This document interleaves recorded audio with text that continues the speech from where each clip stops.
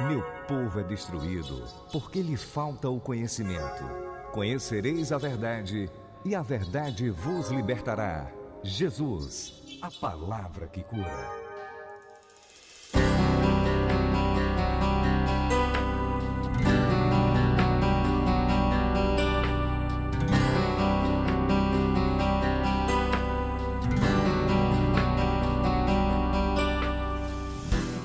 Graça e paz, amados, tudo bem com vocês? Eu espero que sim.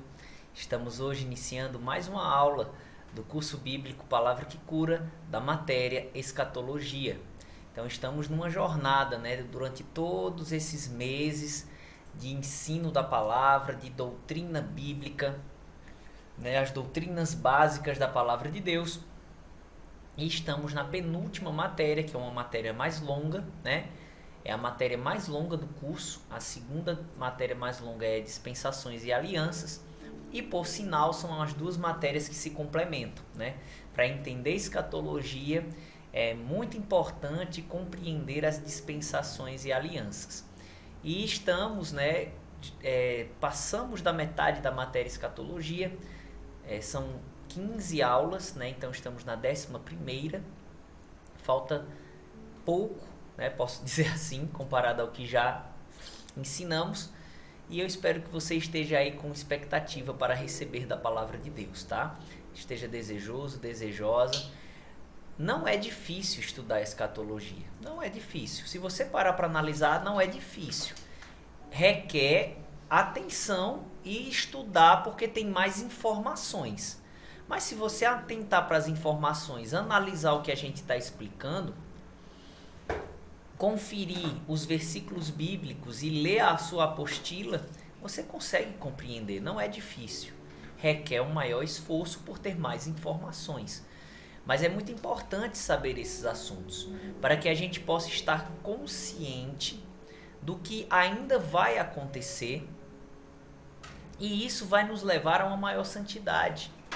Esse assunto específico sobre a ira de Deus, ele proporciona para mim e para você uma consciência maior de santidade, para não perder a salvação, de evangelizar, para que as pessoas escapem desse tempo tão terrível, que a terra irá presenciar. Não se compara ao sofrimento do inferno, claro que não, mas vai ser um tempo de muito sofrimento e de ira de Deus sendo derramado sobre a terra. E nós vimos nas aulas anteriores muitas informações a respeito desse período. Estamos vendo o início da segunda metade do tempo da ira de Deus. Vimos que esse tempo da ira de Deus vai durar 7 anos, e esse período tem duas partes. A primeira parte, que são os primeiros 3 anos e meio, é o princípio das dores. E a segunda parte, os últimos 3 anos e meio, é a grande tribulação. Então, esse período a gente viu até o final do princípio das dores, e nós estamos vendo acontecimentos que vão marcar o início da grande tribulação, ou dos últimos 3 anos e meio. Nós vimos que o anticristo ele vai ser aclamado como Deus, que ele vai invadir Jerusalém, o templo que será construído, e que por 3 anos e meio o anticristo vai permitir que os judeus ofereçam sacrifícios a Deus, mas no início da grande tribulação, ele invade esse ambiente, e ele se assenta no trono, lá, e ordena receber adoração. Isso é o que Jesus chama de abominação da desolação. Isso é o que em Daniel chama de assolador. E aí vimos que os judeus, mesmo os judeus ímpios, mas tementes a Deus dentro do que ainda acham ser certo, eles não vão aceitar essa adoração do anticristo. Eles vão ver que o anticristo não é o Messias que eles esperavam, e eles vão entrar em guerra com ele, e que por uma ação sobrenatural de Deus, esses judeus eles vão conseguir vencer os exércitos do anticristo até o finzinho da grande tribulação, por uma ação sobrenatural do Senhor. Já os judeus crentes, nós vimos na aula anterior que eles vão fugir, né? Os crentes daquela região ali, eles vão fugir, né, para os montes, para o deserto, e serão guardados pelo Senhor. E Deus irá supri-los sobrenaturalmente, assim como supriu os israelitas 40 anos no deserto, sob a liderança de Moisés. Então Deus vai supri-los sobrenaturalmente durante esse período de 3 anos e meio que marcam o fim, né, do período da ira de Deus. Vimos que no início dos últimos 3 anos e meio é que vai ser estabelecida a marca da besta. E que só vai poder comprar e vender quem tiver essa marca, ou na mão direita ou na testa. Não sabemos ao certo o que será essa marca, mas com certeza será uma tecnologia que será implantada no corpo, ou na mão direita ou na testa, que vai substituir o dinheiro vivo, né? O dinheiro de papel não vai valer mais de nada. Todas as transações financeiras serão feitas por transferências, e o veículo pelo qual essas transferências, recebimento de valores, pagamento de valores, será justamente algo que vai ser implantado ou na mão direita ou na testa. E vimos que aquele que receber a marca da besta, essa pessoa não terá mais chance de ser salva. Ela vai perder a salvação, ela não vai ter mais oportunidade de receber a salvação, em hipótese alguma. Então as pessoas no período dos últimos 3 anos e meio, elas vão ter que ou morrer de fome, ou morrer decapitados pelos soldados do anticristo, ou crescer na fé para que Deus as supra sobrenaturalmente, como vai suprir os judeus crentes na região de Bosra, ou receber a marca e ir para o inferno. Então veja como não vai ser algo simples, veja que não vai ser algo corriqueiro o que vai acontecer no tempo da ira de Deus. Por isso que já está dizendo, é a ira de Deus, é o juízo de Deus sobre a humanidade. Entendeu? Então esse foi um breve resumo, a gente falou sobre outras coisas, mas só dando uma pincelada nessas informações, só para aguçar nossa mente, para a gente continuar a aula de hoje, onde, se Deus permitir, nós vamos terminar de falar sobre o período da ira de Deus e vamos começar a falar da vinda de Jesus com a igreja para estabelecer o seu reino na terra. Então, se Deus permitir, falaremos isso hoje. Então vamos orar antes de dar continuidade à aula. Fecha teus olhos, curva tua cabeça e concorda comigo nessa oração. Pai amado, Pai justo, Pai querido, Deus vivo, todo-poderoso, aquele que era, que é e que há de vir, em nome de Jesus, muito obrigado por mais uma aula, onde eu peço humildemente, Espírito Santo, que o Senhor me traga entendimento e que eu possa transmitir esses ensinamentos da forma mais simples possível, da forma mais clara possível, Senhor. Eu te peço, eu te agradeço, eu te louvo por tudo que o Senhor tem feito, está fazendo e vai fazer. Honra, glória, louvor e adoração a ti somente, em nome de Jesus. Amém. Glória a Deus. Então vamos aí continuar na apostila. Aqui ainda são coisas que vão acontecer no período da grande tribulação, provavelmente no seu início. Entenda, grande tribulação não são os 7 anos. Grande tribulação é a segunda metade dos 7 anos. São os últimos 3 anos e meio. E dá a entender que isso aqui vai acontecer no início desse período. Deus enviará 3 anjos para falarem a toda a humanidade. O primeiro anjo pregará o evangelho da salvação aos ímpios, fazendo-lhes um apelo para que decidam nascer de novo antes que seja muito tarde. Vamos ver isso aqui em Apocalipse. Apocalipse 14, versículos 6 e 7. E vi outro anjo voar pelo meio do céu, e tinha o evangelho eterno para o proclamar aos que habitam sobre toda a terra e toda a nação, tribo, língua e povo, dizendo com grande voz: temei a Deus e dai-lhe glória, porque é vinda a hora do seu juízo. E adorai aquele que fez o céu, a terra, o mar e as fontes das águas. Então veja como Deus ele é misericordioso, né? No início dos 7 anos, 144 mil israelitas vão entender que Jesus é o Messias, baseado nos seus estudos, né, da Bíblia, do Velho Testamento e provavelmente até do Novo Testamento, e pelo testemunho do arrebatamento da igreja. Eles vão se converter e Deus vai se utilizar desses 144 mil para evangelizar as nações. Vai levantar 2 testemunhas para profetizar ao povo de Israel. 3 anos e meio depois, provavelmente, esses evangelistas já vão estar mortos e ressuscitados no céu. A marca da besta está sendo instaurada, mas Deus envia um anjo. E esse anjo vai percorrer todos os cantos da terra e vai pregar o evangelho em todas as línguas do mundo, evangelizando a todos, dizendo a eles que se arrependam, pois esse último juízo aí é o último mesmo, que é o recebimento da marca. Se receber a marca já era. Então esse primeiro anjo, Deus vai enviar 3 para o mundo inteiro, para falar a toda a humanidade. O primeiro, ele vai pregar o evangelho. Hoje, anjo não prega o evangelho. Quem prega é a igreja. Depois que a igreja for arrebatada, no princípio das dores, os 144 mil e as 2 testemunhas. Na grande tribulação, esse anjo aí, no início da grande tribulação, ele vai pregar o evangelho.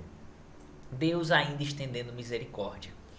O segundo anjo, ele profetizará a destruição da Babilônia, a capital do governo do anticristo. É o que diz capítulo 14 de Apocalipse, versículo 8. E outro anjo seguiu, dizendo: Caiu a grande Babilônia, aquela grande cidade, que a todas as nações deu a beber do vinho da ira da sua prostituição.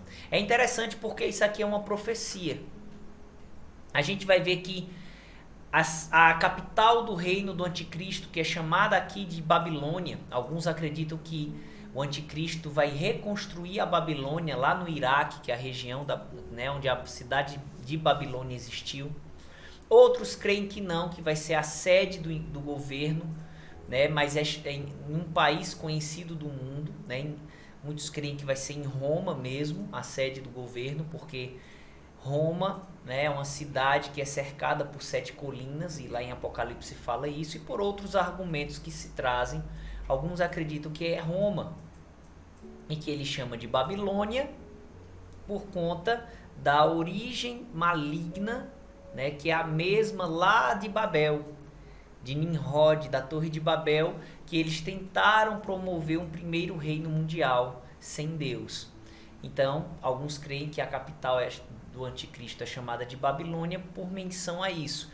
Mas independentemente de ser uma Babilônia reconstruída ou não, o que importa é que essa cidade vai ser totalmente destruída. Só que no momento que o anjo fala isso, irmãos, ele está falando para quem crê mesmo, porque é o auge do reino do anticristo. Ele está sendo aclamado como Deus, ele está sendo exaltado, né, com o poder das trevas. Mas o anjo já antecipa, que fala para a humanidade que essa gloriosa, entre aspas, cidade ruirá. Então, isso também vai ser um testemunho para levar pessoas a se converterem a Cristo, né? Primeiro o anjo vai evangelizar, o segundo vai profetizar que a capital do reino mundial maligno vai cair. Então não vale a pena eles estarem atrelados a esse sistema, recebendo a marca. E o terceiro anjo, ele vai trazer um alerta mais preciso. Ele alertará que quem receber a marca do anticristo não terá mais chance de nascer de novo, e por isso será atormentado na geena eternamente. Nós vimos na aula passada esse texto, mas eu quero ler novamente. Capítulo 14, do versículo 9 ao 11. E seguiu-os o terceiro anjo, dizendo, com grande voz, se alguém adorar a besta e a sua imagem, e receber o sinal na sua testa ou na sua mão, também este beberá do vinho da ira de Deus que se deitou, não misturado no cálice da sua ira. Será atormentado com fogo e enxofre diante dos santos anjos e diante do Cordeiro, e a fumaça do seu tormento sobe para todo o sempre, e não tem repouso, nem de dia, nem de noite, os que adoram a besta e a sua imagem, e aquele que receber o sinal do seu nome. Então aqui ele está mostrando claramente, quem receber a marca da besta vai ser atormentado para sempre no inferno, ou seja, não tem mais chance de salvação. Então esses 3 anjos é o ultimato de Deus, é a última chance que Deus vai dar para a humanidade, porque depois disso a marca é estabelecida. Quem receber a marca já era, não tem mais chance de salvação. Tudo indica que essa tecnologia vai agir no cérebro dessas pessoas e vai tirar delas o seu livre-arbítrio, vai torná-las como se fossem bonecos mesmo, marionetes, provavelmente para a habitação dos demônios que vão ser expulsos do primeiro céu para a terra, provavelmente. E aqueles que creem no Senhor não vão receber a marca, e aí muitos vão fugir para os desertos e o Senhor vai guardá-los, como vai fazer com os judeus de Israel, do território de Israel, mas uma grande maioria dos que não receberem a marca vão morrer. Ou de fome, porque não teve a fé suficiente para Deus o supri-lo, ou perseguidos, sendo decapitados pelo sistema da besta. Então, eu creio que aqui é a última chance que Deus vai dar para as pessoas do período da ira de Deus, são o envio desses 3 anjos já no início da grande tribulação, ok? Então vamos continuar aqui no próximo slide. Observação. Os acontecimentos seguintes ocorrerão nos últimos dias da grande tribulação.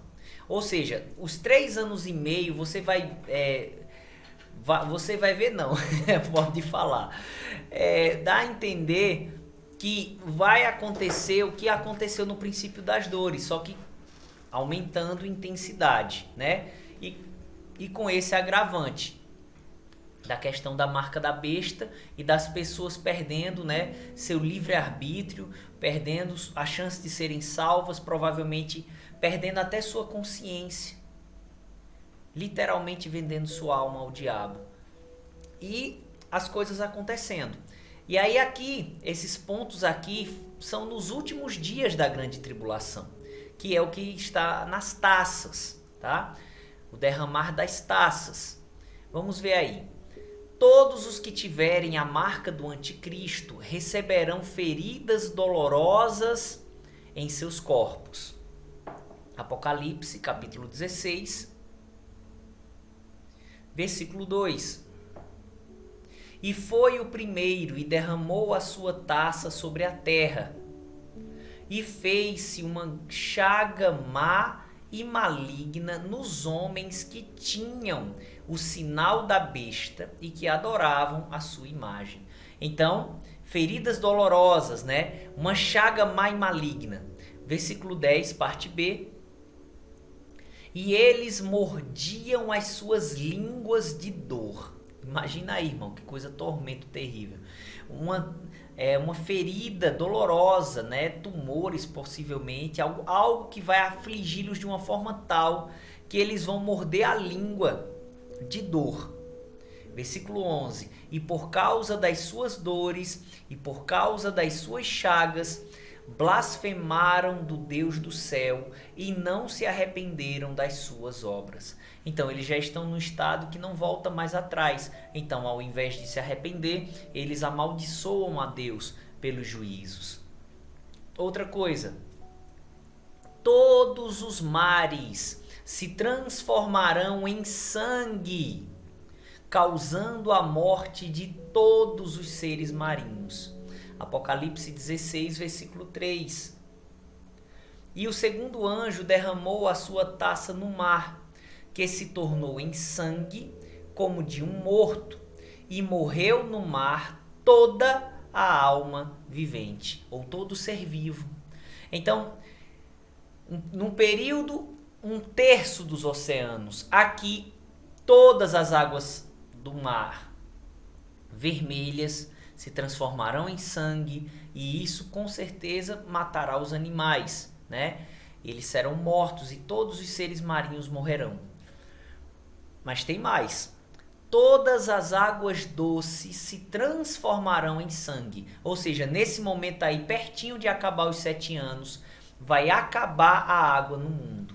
Por isso que é pouco tempo. O ser humano não consegue viver muitos dias sem água.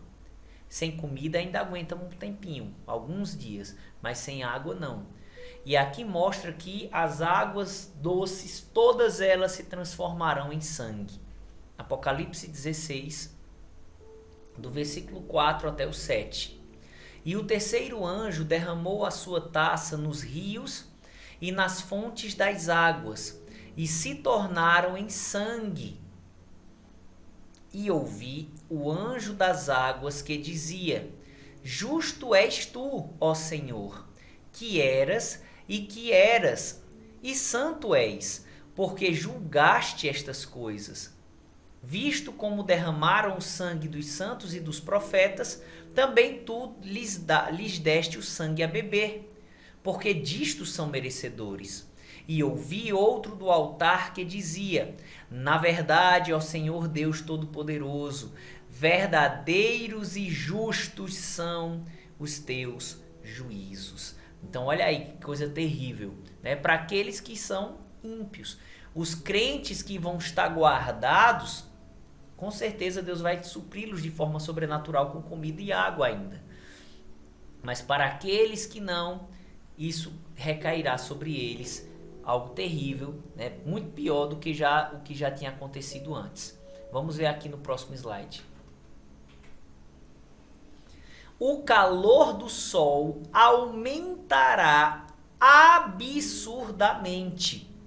Apocalipse 16, versículos 8 e 9. E o quarto anjo derramou a sua taça sobre o sol, e foi-lhe permitido que abrasasse os homens com fogo.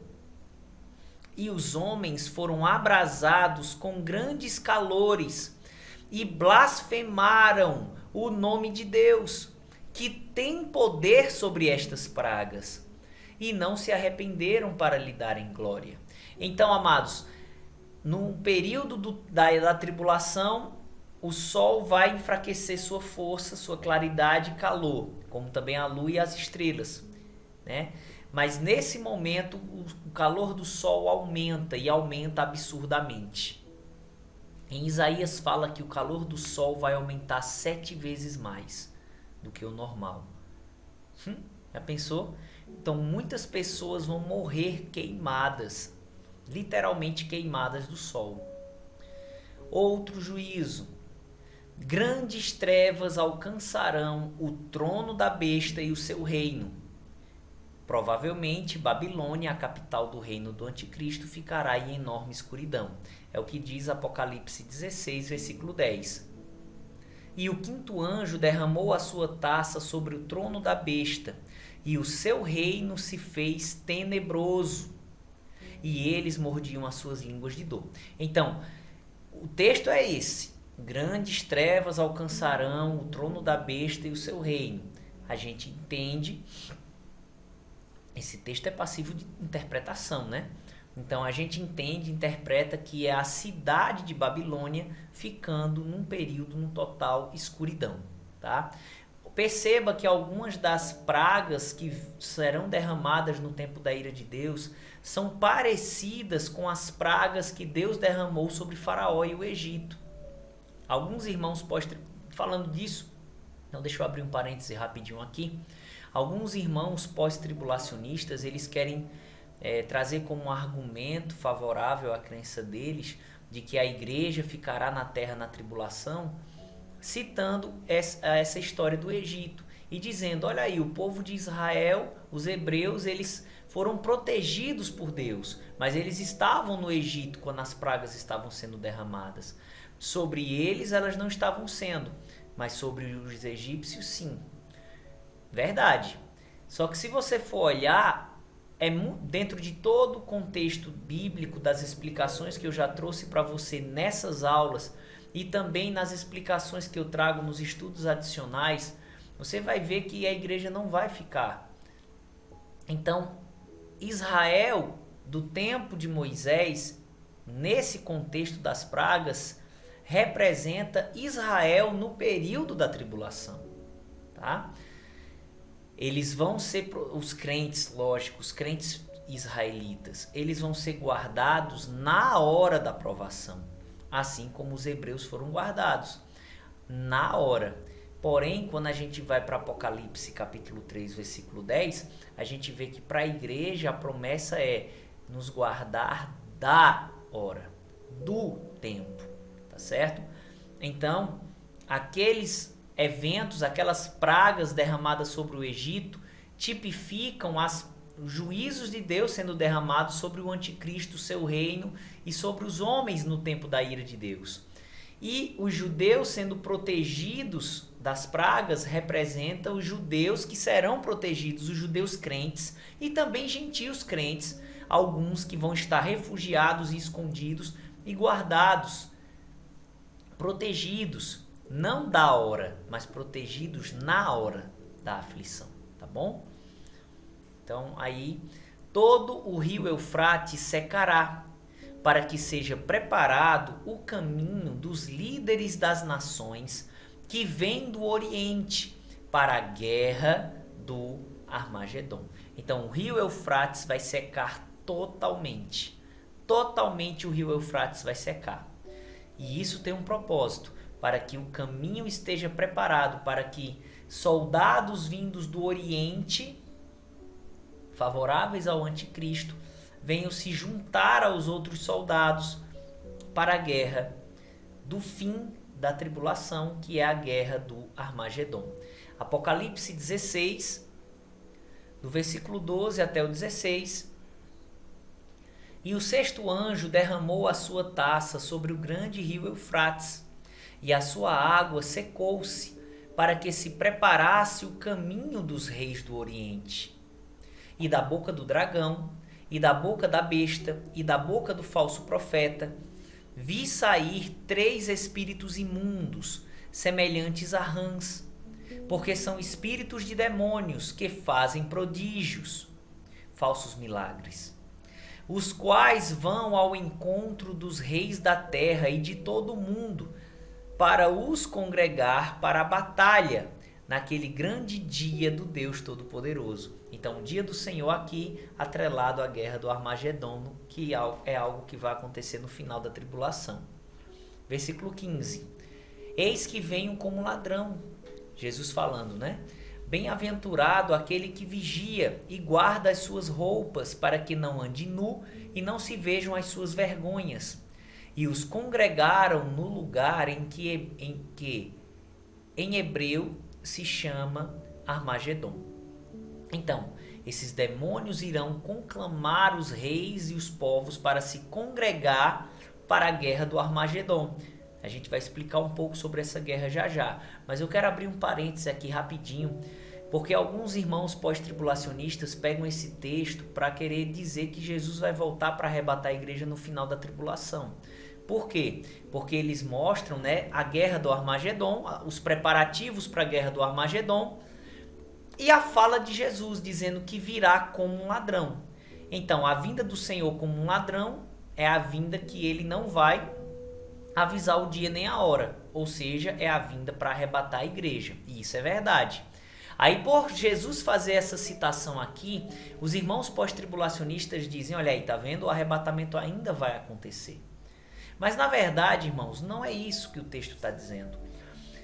Aqui há uma pausa na narração do evento futuro para que Jesus traga um alerta para a igreja permanecer em santidade e não perder o arrebatamento. Porque se ela perder o arrebatamento por não andar em santidade, ele fala de forma figurada aqui sobre guardar as suas roupas para que não ande nu.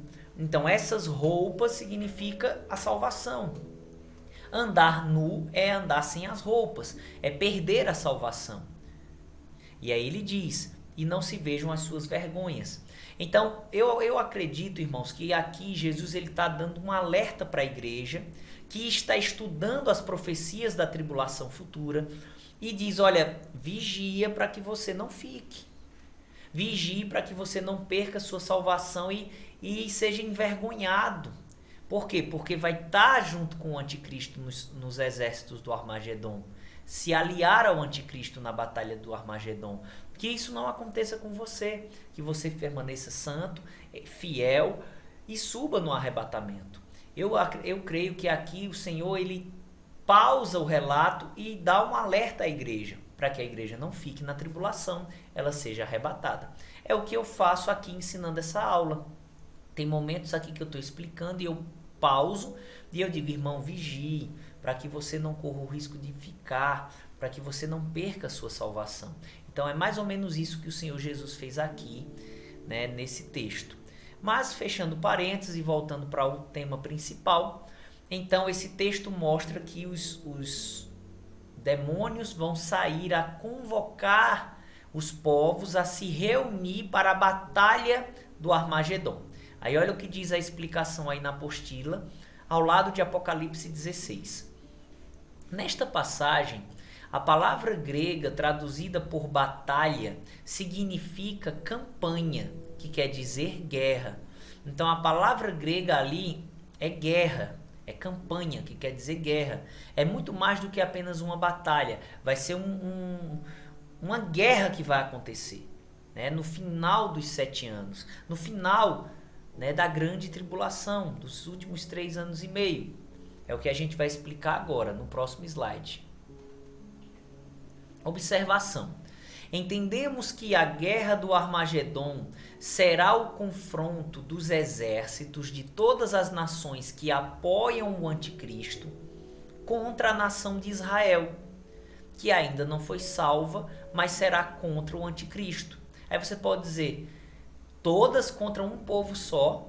Sim, lembre que na aula anterior nós vimos o texto de Zacarias que fala que o Senhor vai agir em prol de Israel para preservar a sua vida, sua integridade, sua existência. E por causa disso, o soldado mais fraquinho dentre eles vai ser como Davi.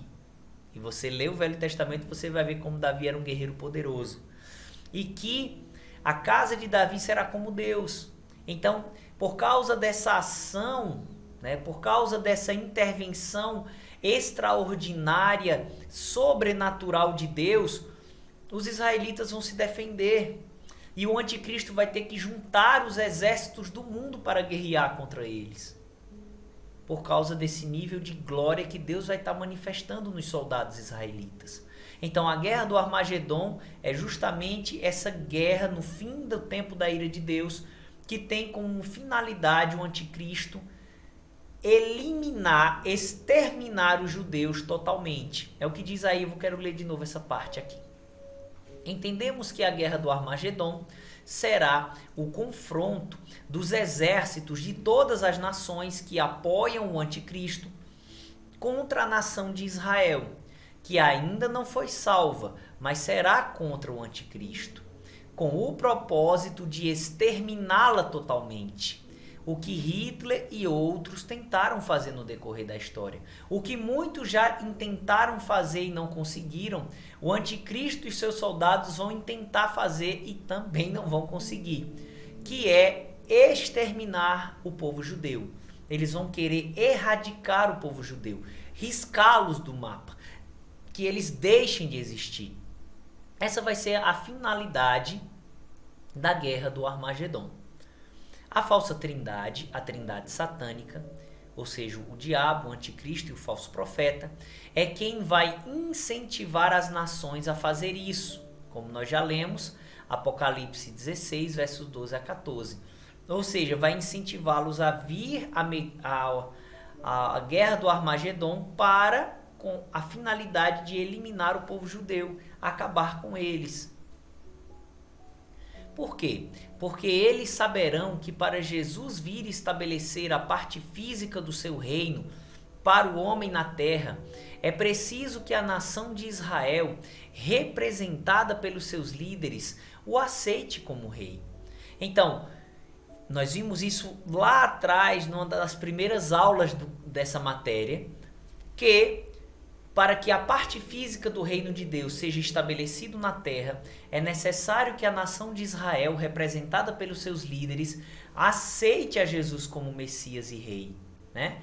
Por quê? Porque o reino físico será um reino israelita, onde os gentios vão estar sendo abençoados sob a liderança de Israel. Então, se é um reino israelita, os israelitas, representados pelos seus líderes, precisarão aceitar Jesus. Mas, na hipótese dos judeus deixarem de existir, serem erradicados e exterminados, não haverá judeu para receber Jesus, não haverá reino físico. Então, esse será a ideia louca que o diabo vai fazer o anticristo crer, que vai conseguir impedir Jesus Cristo de vir, eliminando o povo de Israel. Então esse vai ser o propósito da guerra do Armagedon.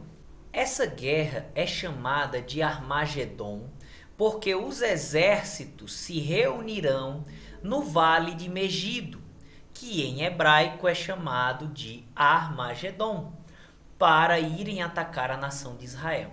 O vale de Megido é um grande vale próximo à cidade de Jerusalém, onde várias batalhas de guerra já foram travadas. Tanto a Bíblia relata alguns conflitos que teve lá, como a história também fala.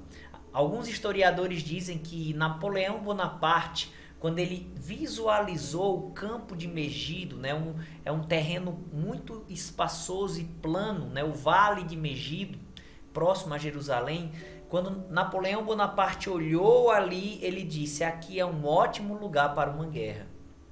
E de fato, a guerra do Armagedon será travada nesse vale próximo a Jerusalém. Armagedon em hebraico significa o vale de Megido.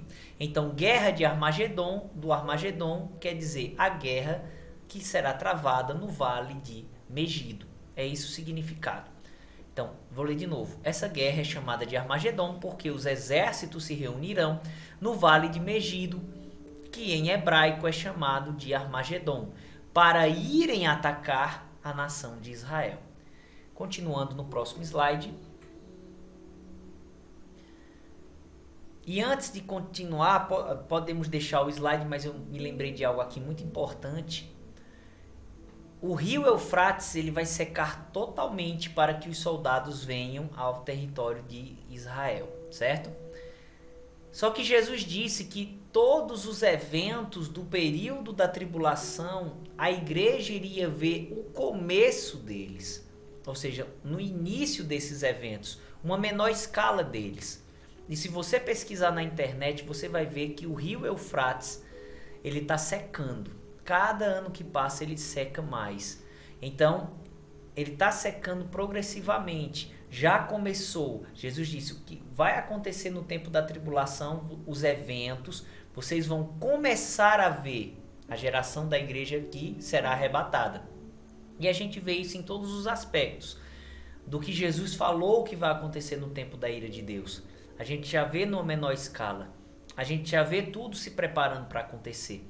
E essa questão do rio Eufrates é interessante, porque ele já está secando, tá? Dá uma pesquisada na internet que você vai ver isso. Então vamos continuar aqui. Um terremoto atingirá toda a terra. Não, você não ouviu errado.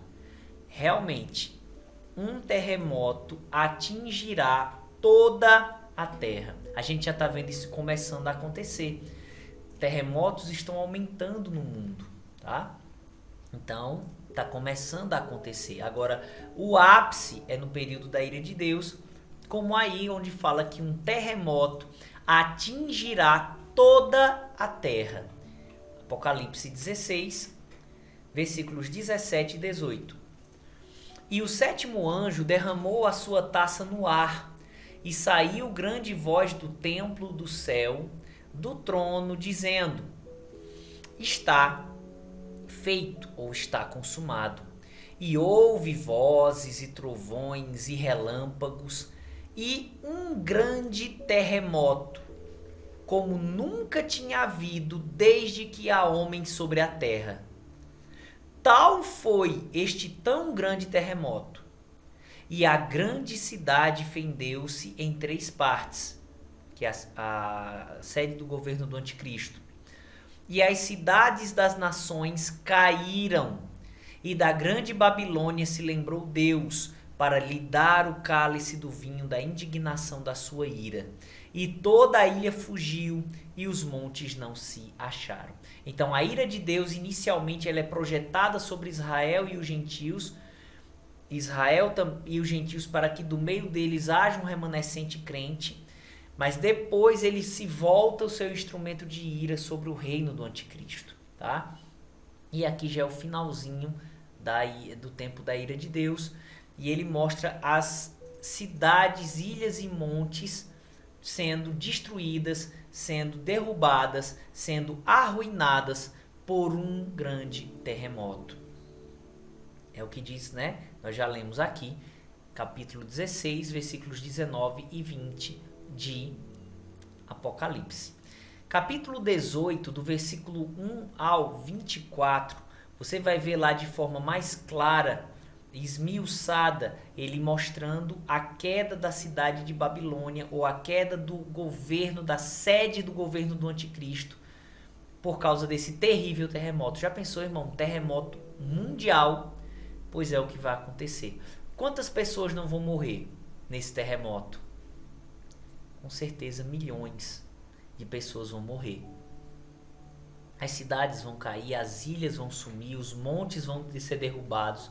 Então olha a magnitude desse terremoto. Mas ainda tem mais, viu? Depois do terremoto, uma chuva de pedras, de granizos, de cerca de 35 quilos cairá sobre toda a terra. Então, aqueles que escaparem, né, os ímpios que escaparem da morte pelo terremoto, morrerão com pedras caindo do céu, pedras com peso de 35 quilos caindo sobre a terra. Então olha para isso, irmão, realmente a humanidade vai ser quase extinta nesses 7 anos.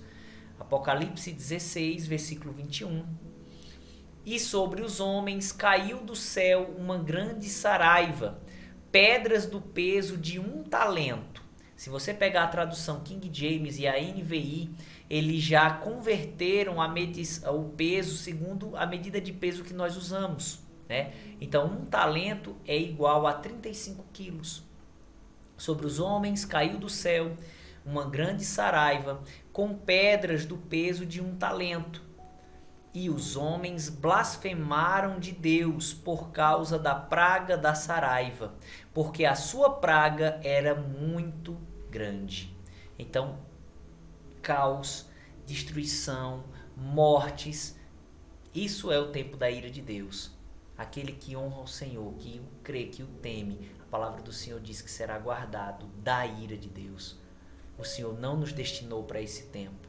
Perseveremos fiéis a Ele, para que a gente não esteja aqui nesse tempo.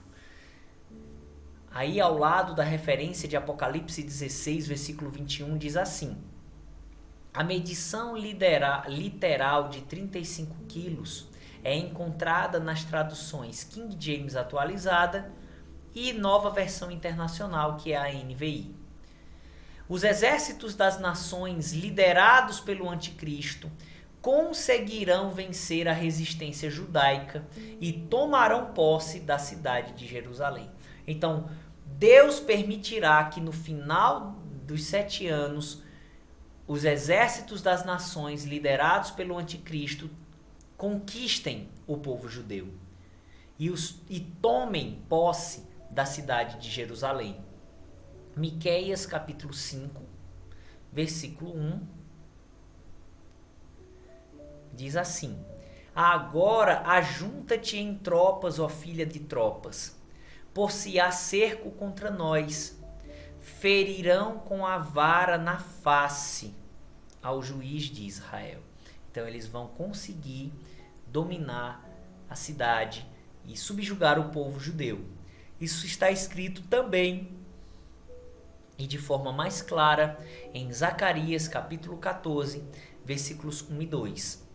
Eis que vem o dia do Senhor, em que teus despojos se repartirão no meio de ti. Porque eu ajuntarei todas as nações para a peleja contra Jerusalém, e a cidade será tomada, e as casas serão saqueadas, e as mulheres forçadas. E metade da cidade sairá para o cativeiro, mas o restante do povo não será extirpado da cidade. Então, uma aparente destruição do povo judeu vai se configurar. Dá a entender que o povo judeu vai ser eliminado, vai ser erradicado da terra. No último dia do tempo da ira de Deus, muitas autoridades, líderes de Israel e outros judeus se arrependerão, reconhecerão a Jesus como rei e nascerão de novo. Mateus 23, versículo 39, vamos ver aí. Evangelho de Mateus, capítulo 23, versículo 39. Porque eu vos digo que desde agora não me vereis mais, até que digais, bendito que vem em nome do Senhor. Então, aqui ele está falando para Israel, representado pelos líderes, na sua primeira vinda para Israel. E é o que nós chamamos de primeira vinda visível ao mundo. Onde Jesus disse, vocês me rejeitaram, vocês não me verão mais. Mas ele não diz para sempre, ele diz para o povo judeu, até que vocês digam, bendito é o que vem em nome do Senhor, que esse nome do Senhor é o Pai. Então eles vão reconhecer a Jesus como Senhor e é quando Jesus virá, certo? Isso vai ser no último dia da ira de Deus. Então ali já com a iminente destruição do povo de Israel, os israelitas vão clamar por Jesus, eles vão reconhecer que Jesus é o Messias deles, que de fato foi o poder de Jesus que os sustentou nessas batalhas com o anticristo. Eles vão reconhecer Jesus. Isso está aí em Zacarias capítulo 12. Zacarias capítulo 12, versículo 10. Mas sobre a casa de Davi e sobre os habitantes de Jerusalém derramarei o espírito de graça e de súplicas, e olharão para mim a quem traspassaram, e pranteá-lo-ão sobre ele, como quem pranteia pelo filho unigênito, e chorarão amargamente por ele, como se chora amargamente pelo primogênito. Então eles vão ter um choque de realidade, e eles vão entender que o Messias que eles estavam aguardando, na verdade, já tinha vindo uma primeira vez e eles rejeitaram. E eles vão clamar por esse Jesus com um coração arrependido e vão chorar amargamente por Jesus Cristo. Ou seja, eles vão chorar amargamente pelo que as gerações passadas dele proporcionaram ao Messias. Claro que Jesus teria que morrer na cruz para salvar a humanidade, mas não precisava ter sido entregue pelo povo israelita. E eles vão reconhecer isso, e eles vão como um filho único e como um filho primogênito. Ou seja, um pai e uma mãe quando perde um filho é uma dor que não tem nem como explicar. Então ele compara como algo semelhante à dor que esse grupo de judeus vão sentir por terem representado pelos seus pais, terem feito isso com Jesus, e eles vão clamar o perdão do Senhor e a misericórdia do Senhor Jesus Cristo, e vão dizer, bendito é o que vem em nome do Senhor. Eles vão clamar por Jesus Cristo. Isso está escrito também em Levítico capítulo 26, do versículo 40 ao 42, Zacarias capítulo 13, versículo 1, Zacarias 13 eu quero ler. Vamos aí. Capítulo 13, versículo 1.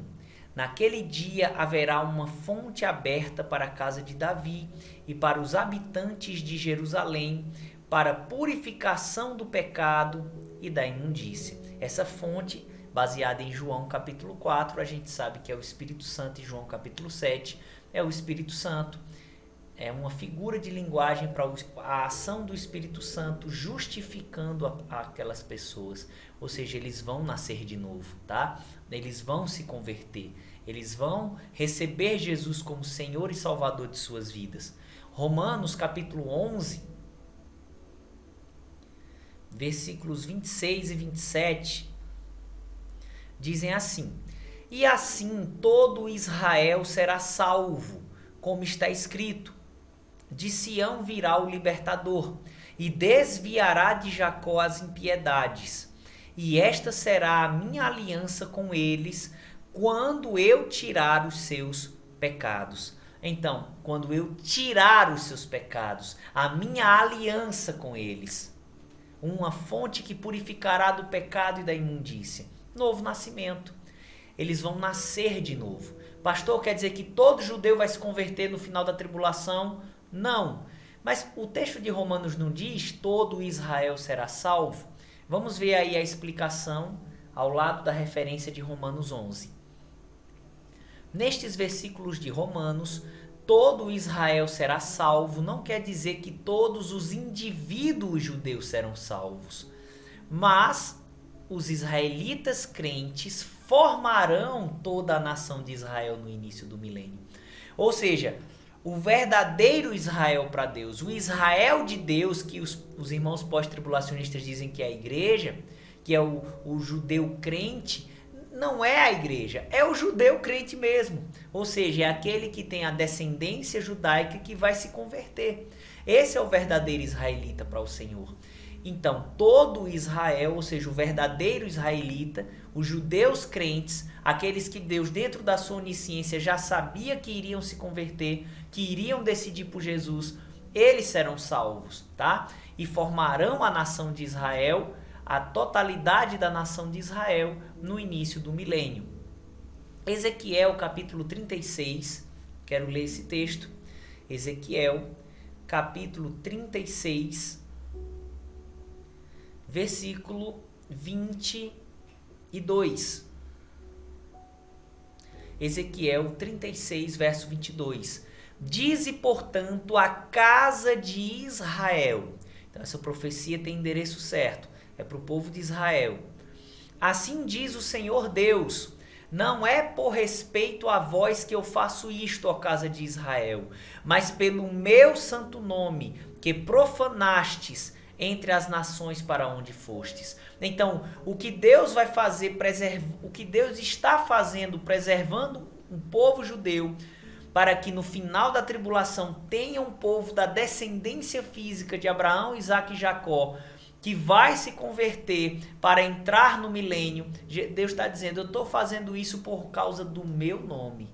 Ou seja, eu prometi que eu iria fazer isso a Abraão, Isaque e Jacó. Então, por causa de mim, eu estou preservando o povo judeu até chegar esse momento onde vai ter esse remanescente temente, fiel, para, assim, o milênio ser estabelecido. Por isso que Paulo fala que se não fosse por causa desse remanescente crente, os judeus já tinham se tornado como Sodoma e Gomorra. Eles citam a passagem de Isaías, Paulo cita. Ou seja, o Senhor já tinha eliminado, mas deles, como eliminou os sodomitas, o pessoal de Sodoma e Gomorra. Mas ele preserva o povo de Israel até hoje, porque ele sabe que vai ter um momento na história, que vai ter um remanescente, um restante da linhagem de Abraão, Isaque e Jacó, que vai receber a Jesus, que vai se dobrar ao senhorio de Cristo. E é para esse grupo que o milênio será estabelecido. Aí no versículo 24 diz o seguinte: e vos tomarei dentre os gentios, e vos congregarei de todas as terras. Ele está falando para o povo de Israel. E vos trarei para a vossa terra. Então espargirei água pura sobre vós, símbolo do Espírito Santo promovendo regeneração. E ficareis purificados de todas as vossas imundícias e de todos os vossos ídolos, vos purificarei. E vos darei um coração novo, e porei dentro de vós um espírito novo. E tirarei da vossa carne um coração de pedra, e vos darei um coração de carne, e porei dentro de vós o meu espírito, e farei que andeis nos meus estatutos, e guardeis os meus juízos, e os observeis. Então Deus, ele ofereceu o seu reino para Israel por 7 anos, 7 anos de bênção, o ano aceitável do Senhor, 3 anos e meio com João Batista, 3 anos e meio com Jesus. Israel rejeitou a Cristo, mas haverá uma nova oportunidade para esse povo, justamente debaixo dos 7 anos da ira de Deus sobre eles, tá? Sobre eles, para que 7 anos de terrível sofrimento, 3 anos e meio de muito sofrimento, 3 anos e meio de muito mais sofrimento, eles se curvem, eles se rendam ao Senhor, para que assim eles nasçam de novo, tá certo? Por causa disso, o Senhor Jesus Cristo voltará à terra com a sua igreja para resgatar Israel dos seus inimigos. Zacarias capítulo 14, aleluia, glória a Deus. Zacarias capítulo 14, versículos 2 e 3, diz assim: porque eu ajuntarei todas as nações para a peleja contra Jerusalém. A cidade será tomada, as casas serão saqueadas e as mulheres forçadas. Metade da cidade sairá para o cativeiro, mas o restante do povo não será extirpado da cidade. E o Senhor sairá, olha só, Israel, versículo 2, prestes a ser destruído, prestes a ser eliminado. Mas olha o que diz o verso 3. E o Senhor sairá e pelejará contra estas nações, como pelejou, sim, no dia da batalha. Então Jesus virá guerrear. Jesus descerá à terra comigo e contigo para guerrear contra as nações do anticristo e salvar o povo de Israel crente da sua total destruição. Romanos 11, versículo 26, quando diz: todo Israel será salvo, como está escrito, de Sião virá o libertador. Sião aqui é o céu. Do céu Jesus virá para libertar o povo de Israel. Apocalipse 17. Apocalipse, capítulo 17, do versículo 12 ao 14. E os 10 chifres que viste são 10 reis que ainda não receberam reino, mas receberão poder como reis por 1 hora, juntamente com a besta. Estes têm o mesmo intento e entregarão o seu poder e autoridade à besta. Estes combaterão contra o Cordeiro, e o Cordeiro os vencerá, porque é o Senhor dos senhores e o Rei dos reis. Vencerão os que estão com ele, chamados, eleitos e fiéis. Aleluia! Então o Senhor virá guerrear contra os soldados do anticristo, contra os reis do reino do anticristo, e não só ele, mas os seus santos, eleitos e fiéis, eu e você. Nós viremos resgatar Israel da sua total destruição no fim dos 7 anos da ira de Deus. Então vamos aqui para o próximo slide. Concluindo esse capítulo que fala dos 7 anos da ira de Deus, vemos que com tantas desgraças juntas, realmente o período da ira de Deus não se compara a nenhuma época ruim que a terra já passou. E Jesus disse isso em Mateus 24, verso 21. E se este período fosse mais prolongado, nenhum ser humano sobreviveria. Eu quero ler esse texto aqui, Mateus capítulo 24, versículos 21 e 22. Mateus 24, versos 21 e 22. Porque haverá então grande aflição como nunca houve desde o princípio do mundo até agora, nem tampouco há de haver. E se aqueles dias não fossem abreviados, nenhuma carne se salvaria. Mas por causa dos escolhidos serão abreviados aqueles dias. Os eleitos, os escolhidos, ou seja, os salvos do período da tribulação, judeus e gentios, tá? Por causa deles, os dias foram abreviados, ou seja, dentro do julgamento de Deus, antes mesmo da fundação do mundo, Deus já estabeleceu todos os tempos e as eras. E dentro do seu julgamento das eras passadas, ele não aumentou esse tempo final por mais de 7 anos. Porque se aumentasse, ninguém ia sobreviver. Até mesmo aqueles que vão ser salvos no período da ira de Deus e que vão ser guardados na hora, diferente da igreja que vai ser guardada da hora, até esses não iriam sobreviver. Então, realmente, irmãos, não é um tempo qualquer. É o tempo da ira de Deus sobre a humanidade. Isaías capítulo 13, versículos 11 e 12 diz que no final desses 7 anos as pessoas serão como o ouro de Ofir. Ou seja, serão muito raros, terão pouquíssimas pessoas vivas na terra quando Jesus descer com a igreja. O tempo da ira de Deus é um tempo sem igual, não tem comparação mesmo, tá certo? Mas glória a Deus que o Senhor Jesus virá conosco a tempo de mudar toda esta situação. Então o mundo vai estar a um passo de ser extinto, a terra destruída. Jesus virá comigo e contigo e vai mudar totalmente esta situação. E é sobre isso que nós vamos começar a falar hoje e continuaremos na próxima aula, que é o capítulo 11, a volta do Senhor Jesus Cristo à terra, que é o que também nós chamamos de a segunda vinda visível de Cristo à terra, ou a segunda vinda de Cristo para Israel. Porque o reino é para Israel. Ele virá resgatar Israel, os gentios entrarão, salvos, entrarão nesse reino milenar, mas debaixo da liderança de Israel. Então, a volta do Senhor Jesus Cristo à terra. Quando ele virá à terra? Depois dos 7 anos da tribulação futura. Marcos capítulo 13. Marcos 13, do 24 ao 26. Ora, naqueles dias, depois daquela aflição, a tradução King James diz, depois do referido período da tribulação. Então, depois da tribulação futura, naqueles dias, o sol se escurecerá, a lua não dará a sua luz, e as estrelas cairão do céu, e as forças que estão nos céus serão abaladas. Ou seja, literalmente os corpos celestes vão cair na terra. Olha para isso, que coisa terrível. E então verão vir o Filho do Homem nas nuvens, com grande poder e glória. É nesse contexto que Jesus descerá com a igreja, tá?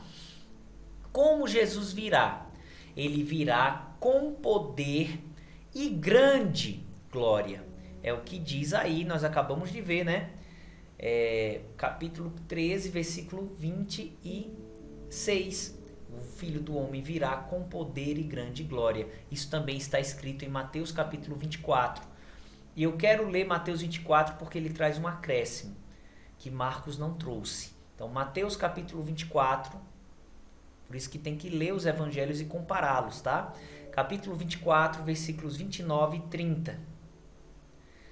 E logo depois da aflição daqueles dias, o sol escurecerá, e a lua não dará a sua luz, e as estrelas cairão do céu, e as potências dos céus serão abaladas. Então aparecerá no céu o sinal do Filho do Homem, e todas as tribos da terra se lamentarão. Por que eles vão se lamentar? Porque aqui são os ímpios.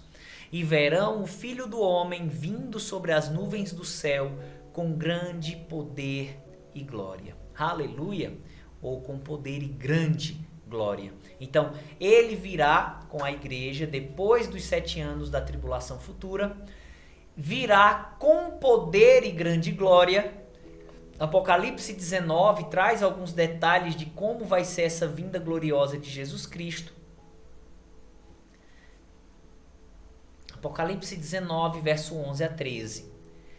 João está profetizando esse mesmo evento aqui. E vi o céu aberto, e eis um cavalo branco. E o que estava assentado sobre ele chama-se Fiel e Verdadeiro, e julga e peleja com justiça. É Jesus, é o nosso rei, aleluia. E os seus olhos eram como chama de fogo, e sobre a sua cabeça havia muitos diademas, ou muitas coroas, e tinha um nome escrito que ninguém sabia, senão ele mesmo. E estava vestido de uma veste salpicada de sangue, e o nome pelo qual se chama é a palavra de Deus. Então é Jesus Cristo vindo em glória. Amém? Isaías 63, versículo 1 também fala sobre essa vinda gloriosa de Jesus. Vamos para o próximo slide. Não que o arrebatamento ele não vai vir em glória, vai vir, só que só a igreja verá, né? E nesse outro caso não, todo olho verá, né? Como diz Apocalipse 1, versículo 7. Então, com quem Jesus virá? Jesus virá conosco, a igreja glorificada, e com os seus anjos. Então vamos ver primeiramente aqui o texto que mostra Jesus vindo conosco, a igreja glorificada. Apocalipse capítulo 19. Para a gente entender que a igreja vem com Jesus, a gente precisa ver os versículos 7 e 8 aqui. Vamos lá. Então, Apocalipse 19, versos 7 e 8. Regozijemo-nos e alegremo-nos e demos-lhe glória, porque vindas são as bodas do Cordeiro e já a sua esposa se aprontou. Isso Jesus e a igreja no céu. E foi-lhe dado, ou seja, foi dada à esposa, foi dada à igreja, que se vestisse de linho fino, puro e resplandecente, porque o linho fino são as justiças dos santos. Aí ele vai relatar a vinda gloriosa de Jesus no versículo 11, nós já lemos o 11, o 12 e o 13, então vamos para o 14. E seguiam-no os exércitos no céu, em cavalos brancos e vestidos de linho fino, branco e puro. Nós acabamos de ver logo acima que a igreja receberá essas vestes e ela estará no céu. Em seguida, Jesus desce e ele desce com soldados, um exército de pessoas vestidas com vestes brancas, finas e puras. Então ele está falando de mim e de você aqui, irmão. A igreja descerá com Jesus nas nuvens. A igreja será levada 7 anos antes. 7 anos depois descerá com Jesus. A igreja será arrebatada na segunda vinda de Cristo para a igreja. A segunda vinda de Cristo secreta para o mundo, visível para a igreja. 7 anos depois, Jesus virá com a igreja na segunda vinda de Cristo, visível ao mundo. Tá certo? Se você quer entender bem isso, a gente disponibiliza para quem tem interesse alguns estudos adicionais e dentre eles está as segundas vindas de Cristo, onde a gente explica isso melhor. Mas aqui, para o que a gente está falando agora, Jesus virá conosco, a igreja glorificada, e com os seus anjos. Aí eu brinco, irmão, dizendo que aqueles que são baixinhos vão vir montados em pônei branco. Os altos vão vir montados em cavalo branco. Mas é só uma brincadeira, tá? Nós vamos vir sim montados em cavalos brancos. Assim como Jesus virá montado num cavalo branco, nós também viremos. Aleluia! E não somente Jesus e a igreja glorificada, mas também os anjos do Senhor virão nesse momento. E dá a entender que estarão visíveis a olho nu. Ou seja, as pessoas virão, né? As pessoas irão ver os anjos também. Dá a entender. Mateus capítulo 25, versículo 31. E quando o Filho do Homem vier em sua glória, e todos os santos anjos com ele, então se assentará no trono da sua glória. Então Jesus virá também com seus anjos. Mateus capítulo 24, verso 30 e 31. Vamos ver aqui. Então aparecerá no céu o sinal do Filho do Homem, e todas as tribos da terra se lamentarão, e verão o Filho do Homem vindo sobre as nuvens do céu com poder e grande glória. E ele enviará os seus anjos com rijo clamor de trombeta, os quais ajuntarão os seus escolhidos desde os quatro ventos, de uma a outra extremidade dos céus. Aqui não é o arrebatamento, tá? Respeito os pós-tribulacionistas que dizem que aqui é o arrebatamento, mas não creio nisso. Creio sim que aqui ele vai ajuntar os salvos, judeus e gentios salvos, são chamados de eleitos aqui, que estiverem vivos, e vai juntá-los dos quatro cantos da terra. Os anjos vão trazê-los diante da presença de Jesus para que algo aconteça. E esse algo nós vamos estar explicando, creio eu, que na próxima aula, tá? Então, os anjos, Jesus virá com os anjos também. Observação: a vinda de Cristo à terra é a volta dele com a igreja, diferente do arrebatamento, que acontecerá 7 anos antes, que é a volta dele para levar e glorificar a igreja. Então, 7 anos antes é a vinda de Cristo para a igreja. 7 anos depois da ira de Deus, a vinda de Cristo com a igreja. Então, a gente vai dar uma olhadinha aqui no gráfico só para ficar mais claro essas explicações que nós trouxemos. Vai ficar mais fácil com o auxílio visual.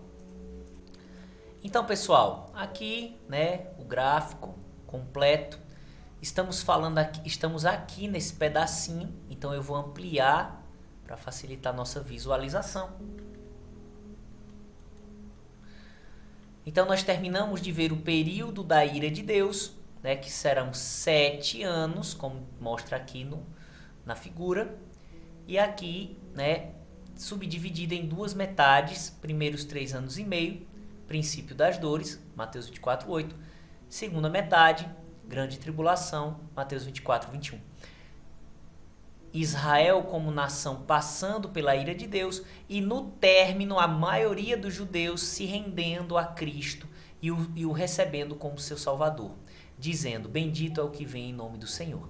Então, ao invocar a Jesus no fim dos 7 anos, Jesus descerá, olha essa seta aqui, tá? Vindo das bodas, né? Olha aqui, do terceiro céu. E essa seta representa Jesus e nós, tá? Descendo para a terra, que é justamente a segunda vinda de Cristo visível para o mundo. Apocalipse 1:7 diz que todo olho verá. Mateus 24, verso 30 diz que todas as nações verão e lamentarão o Senhor. E aqui uma imagem ilustrativa, né, do nosso Rei Jesus, montado num cavalo branco, e atrás, olha, os exércitos vindo com ele. Aqui representa eu e você, amado. Aleluia! Eu nunca montei em cavalo aqui na terra, não sei se vou montar, mas sei que aqui de certeza virei montado num cavalo branco. E você, mesmo baixinho, eu acho que não vai vir num pônei branco não, vai vir no cavalo. Então estaremos aqui, olha, vindo com o Senhor e os anjos também para, né, estabelecer o milênio, estabelecer o reino de Cristo na terra, o reino físico. Então isso se dará no fim da ira de Deus, tá bom? Então vamos voltar aqui para o slide. Então, amados, nós já vimos que Jesus virá, tá? Ele virá fisicamente com a igreja, com os anjos, com poder e grande glória. Ele virá salvar o povo de Israel que vai ter clamado por ele, certo? Só que esse não vai ser o principal motivo da vinda dele. Vai ser sim, né? Resgatar Israel, tudo bem. Mas qual é o propósito principal da vinda de Jesus? Trazer de volta a parte física do seu reino, unindo-se à parte espiritual para o homem nesta terra por 1000 anos, que é o milênio. Apocalipse capítulo 19, nós já lemos os versículos, né? 11, 12, 13 e 14, aí está na referência, mas eu vou ler o 15 e o 16, que a gente ainda não leu. E da sua boca saía uma aguda espada, para ferir com ela as nações. E ele as regerá, ou reinará sobre as nações, regerá quer dizer reinar, e Jesus as regerá com vara de ferro. E ele mesmo é o que pisa o lagar do vinho do furor da ira do Deus Todo-Poderoso. E no manto e na sua coxa tem escrito este nome: Rei dos Reis e Senhor dos Senhores. Então ele vai reger as nações, ele vai encerrar a ira de Deus, matando, os inimigos do reino, encerrando a ira de Deus, regendo as nações, e ele é chamado de o Rei dos Reis e o Senhor dos Senhores. É este o propósito principal do Senhor vir à terra nessa ocasião, pisar na terra novamente, é para ser o rei de toda a terra, não só espiritualmente, mas também fisicamente. Mateus capítulo 25, versículo 31, diz que quando o Senhor vir em sua glória, ele se sentará no seu trono. Ele ajuntará as nações para julgá-las. Vou falar sobre esse julgamento depois, creio eu, na próxima aula. Mas o texto de Mateus 24, por várias vezes, chama Jesus de o Rei, que é justamente ele virá reinar. É para isso que ele virá à terra com a igreja, para estabelecer o seu reino físico, unindo-se ao reino espiritual, nesta terra, durando 1000 anos. Zacarias capítulo 14, versículo 3, fala que o Senhor sairá e pelejará em prol de Israel. Aí no versículo 9 diz que o Senhor será rei sobre toda a terra. Então ele virá para estabelecer o reino.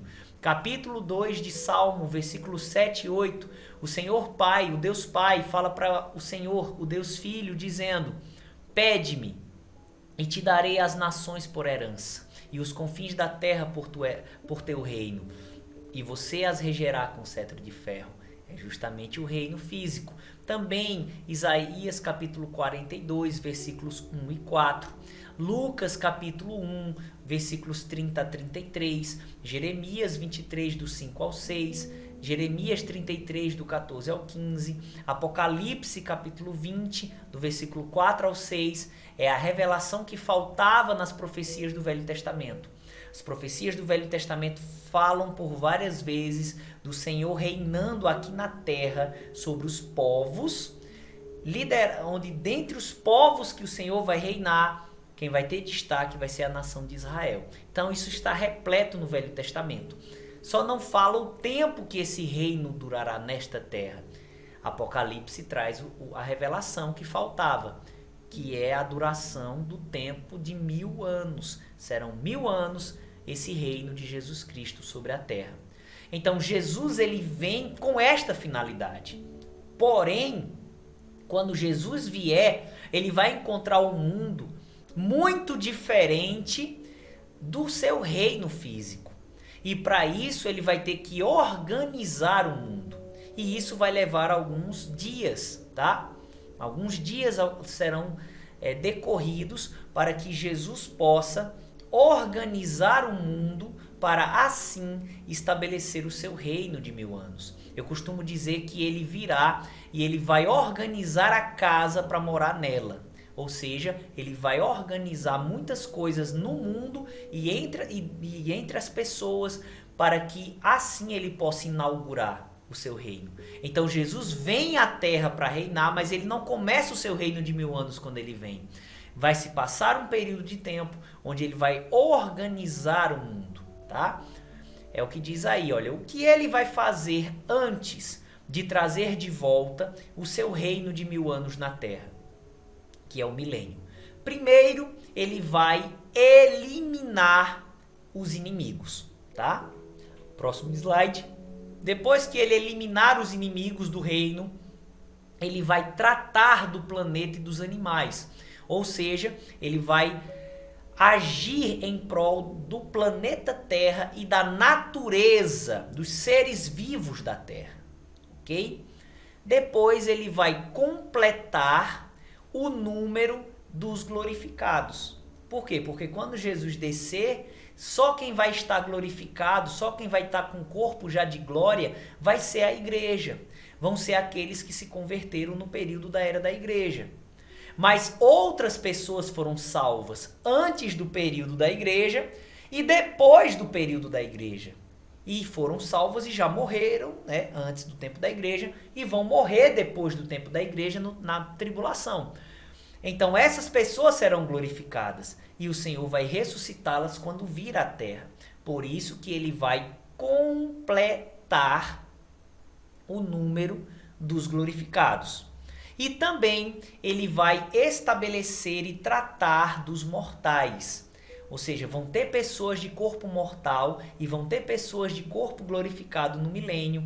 E isso tudo vai ser organizado e estabelecido nesse período que o Senhor Jesus estiver na terra, tá bom? Quando ele vir, né, e estabelecer o seu reino, antes do reino ser estabelecido, ele vai ter que fazer essas coisas. De novo, eliminar os inimigos, tratar do planeta e dos animais, completar o número dos glorificados, estabelecer e tratar dos mortais, tá bom? Então, na próxima aula, a gente começa a explicar esses pontos detalhadamente, tá certo? Então, na próxima aula, se Deus permitir, a gente vai começar a explicar esses pontos de organização de Jesus, para que assim ele possa estabelecer o seu glorioso reino de 1000 anos nessa terra. Então, espero que você tenha aí sido ricamente abençoado e abençoada pela palavra de Deus, que é a palavra que cura, né?